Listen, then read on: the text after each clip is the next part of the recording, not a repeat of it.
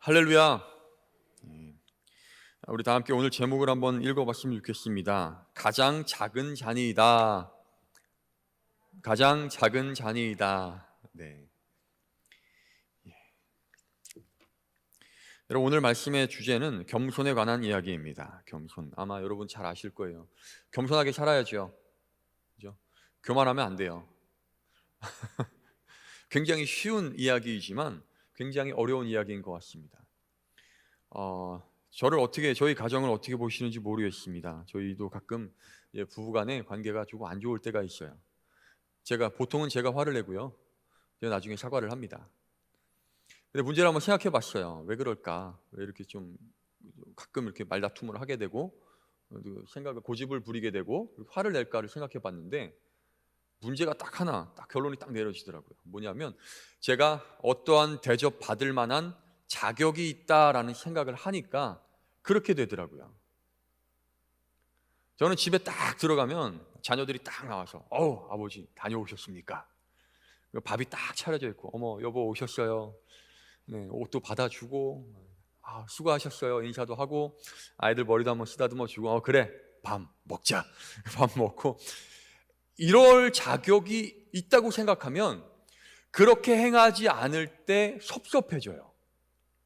여러분 어떠십니까? 여러분들의 배우자에게, 여러분들의 자녀에게, 여러분들 교회에서 함께 나누고 있는 교우들에게, 속장님들에게, 혹은 속도원들에게, 혹은 뭐 다른 친구들에게, 여러분들이 사회에서 만나고 있는 많은 사람들에게 어떤 대접받기를 원하세요? 그죠? 내가 만약에 난 이럴 만한 자격이 있어 라고 생각을 하면 그 순간 내 마음에는 섭섭함이 찾아오기 시작하는 거예요. 그렇구나. 내가 자격이 있다라는 착각 때문에 이 많은 문제들이 생겨나고 있구나라는 깨달음을 얻게 되었습니다. 오늘 말씀을 보니까 이 기드온이 등장을 합니다. 기드온이요, 어느 날 이렇게 포도주 틀에서, 그러니까 밀을 구하는 틀, 밀을 타작하는 곳이 아니에요. 그 장소의 그런 주제는요, 포도주를 짜는 틀에서 어느 날 이렇게 밀을 타작하고 있었어요. 이거 뭔 소리냐면 그 당시에 이스라엘 민족들을 괴롭히던 미디안 사람들이 있었는데요. 이 미디안 사람들이요 무슨 짓을 저질렀느냐 하면 이 이스라엘이 이 밀을 이렇게 좀 파종을 하면 쳐들어와서 훔쳐가고 잘 이렇게 얻어가지고 이렇게 잘 타작을 해갖고 식량을 모으며 와서 훔쳐가고 또 과일을 잘 추수해서 이렇게 먹을만 하며 와서 훔쳐가는 사람들이었습니다. 그러니까 이걸 빼앗기지 않기 위해서 숨어서 타작을 하는 거예요. 포도주 틀 조용하게 잘 보이지 않는 곳에서 들키지 않게 조심조심 타작을 하던 사람이 바로 기드온이었다는 것입니다. 굉장히 겸손한 사람이었어요. 자신의 주제를 알아요. 나는 미디안 사람들과라고 싸워서 이길 수 없다. 나는 저 사람들을 이길 힘이 없다. 난 능력이 없다라고 하는 아주 겸손한 사람이었습니다. 그러한 사람들에게 여호와의 사자가 찾아오면서부터 이 역사가 시작이 됩니다. 사실은 이 겸손함의 이야기, 교만함의 이야기, 무너지고 다시 세워지는 이야기는 기드온이라고 하는 사람에게만 국한되지 않고요, 사사기의 역사를 통하여서 뿐만 아니라 우리 인류 역사를 통해서 수많은 상황 속에서 수많은 사람들을 통해서 우리에게 하시는 말씀입니다. 이 기드온에게 찾아오셔서 여호와의 사자가 이렇게 대뜸 말합니다. 여호와의 사자가 기드온에게 나타나 이르되 큰 용사여 여호와께서 너와 함께 계시도다 라고 말합니다. 자, 아까 말씀드렸다시피 기드온은요 자신의 주제를 아는 사람이었어요. 미디안 사람들과 싸워서 이길 수 없다라는 아주 확실한 생각, 자기 자신을 잘 아는 겸손한 마음. 이게 겸손이 아니죠. 자각이죠. 잘 아는 거예요. 내가 어떤 존재인지 아는 거예요. 그리고 또 그런 상황 속에서 어떻게 해야 지킬 수 있는지, 어떻게 해야 살아남을 수 있는지도 아는 사람이었습니다. 그런데 그런 사람에게 나타나셔가지고 여호와의 사자가, 쉽게 말하면 하나님께서 말씀하신 것입니다. 큰 용사여 라고 부르고 있는 거예요. 앞뒤가 맞지 않죠. 이렇게 숨어있던 그 사람에게 큰 용사여라고 말하니까 이거 하나님께서 좀 착각하신 거 아닌가, 잘못하신 거 아닌가라는 생각을 할 수도 있습니다. 그럴 때 기드온이 이렇게 대답합니다. 13절에 보니까 기드온이 그에게 대답하되 오 나의 주여 여호와께서 우리와 함께 계시면 어찌하여 이 모든 일이 우리에게 일어났나이까. 자신과 자신의 민족들에게 벌어진 이 참담한 현실을 왜 하나님 그러면 하나님께서 우리와 함께 하시는데 이런 일이 벌어지고 있습니까? 라고 하소연하는 거예요. 당연한 이야기죠. 하소연할 수 있습니다. 그런데 좀 여기서 조금 더 나아가면 무슨 소리냐면, 기드온은요, 그가 저지르고 있는 죄악들과 이스라엘 민족들이 저지르고 있는 교만한 마음들을 알지 못하고 있었다는 것입니다. 그들이 저지르는 일들을 알지 못했던 거예요. 그래서 여호와께서는요, 다시 한번 14절에서 이렇게 말씀하십니다. 그 나타나신 목적을 말씀하시는 거죠. 여호와께서 그를 향하여 이르시되 너는 가서 이 너의 힘으로 이스라엘을 미디안의 손에서 구원하라. 내가 너를 보낸 것이 아니냐 하시니라 말씀하십니다. 이미 결론을 알고 계시기 때문에 역시 하나님, 능력의 하나님 하실 거예요. 근데 여기에서요, 기드온은요 아주 겸손한 사람이었습니다. 이렇게 말합니다. 그러나 기드온이 그에게 대답하되 주여, 내가 무엇으로 이스라엘을 구원하리이까? 보소서, 나의 집은 므낫세 중에 극히 약하고 나는 내 아버지 집에서 가장 작은 자니이다 라고 말해요.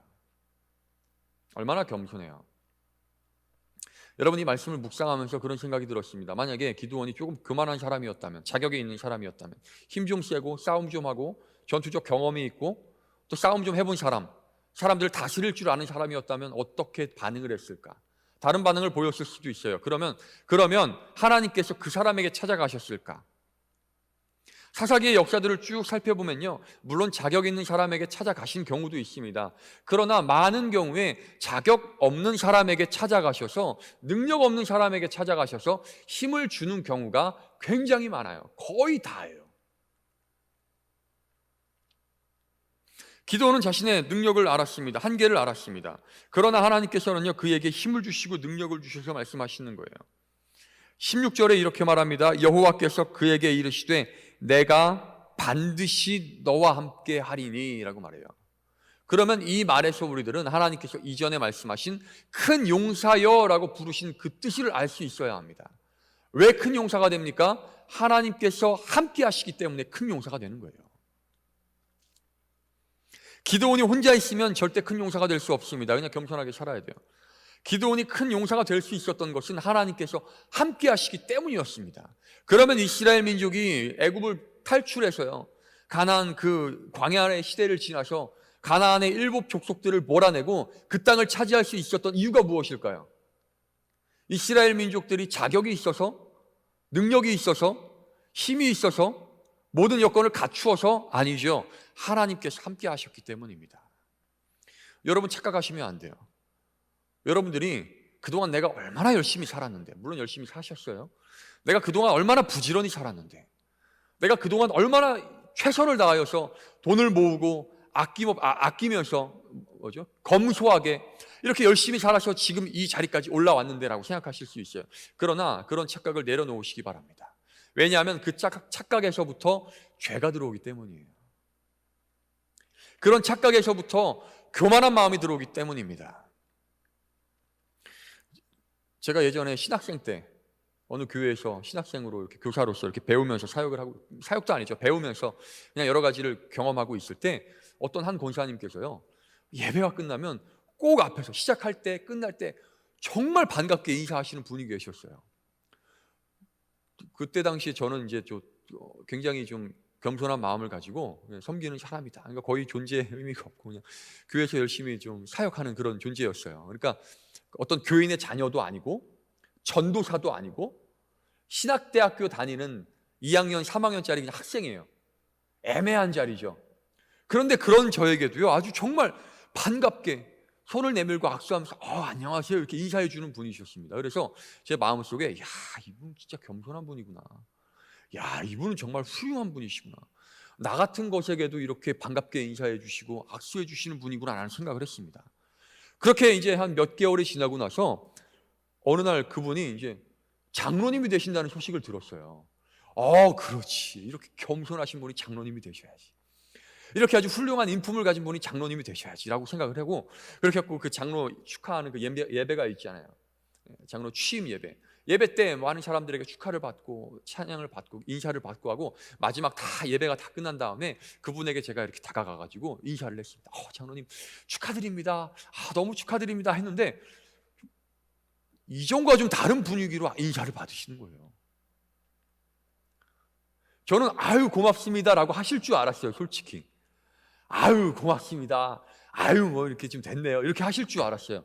근데 굉장히 좀 차갑게, 굉장히 가볍게, 굉장히 잠깐 사이에 인사하고 지나가시는 거예요. 그러고 나서 그 이후로 예배 전후에 인사하시는 그분의 모습을 못 봤어요.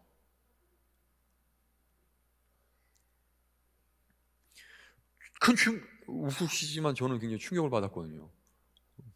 너무 큰 충격을 받았고, 야, 이분은 장로님이 되시려고 인사하셨구나. 이분이 그렇게 겸손하게 고개 숙이고 이렇게 허리 숙이고 손 내비신 이유가 장로라고 하는 그 직분을 받기 위해서였구나라는 생각을 했습니다. 그리고 나서 그 직분을, 자리를 차지하고 나니까 내가 장로야, 내가 이 자리 차지했어, 내가 누군지 알아? 물론 그렇지는 않았을 거예요.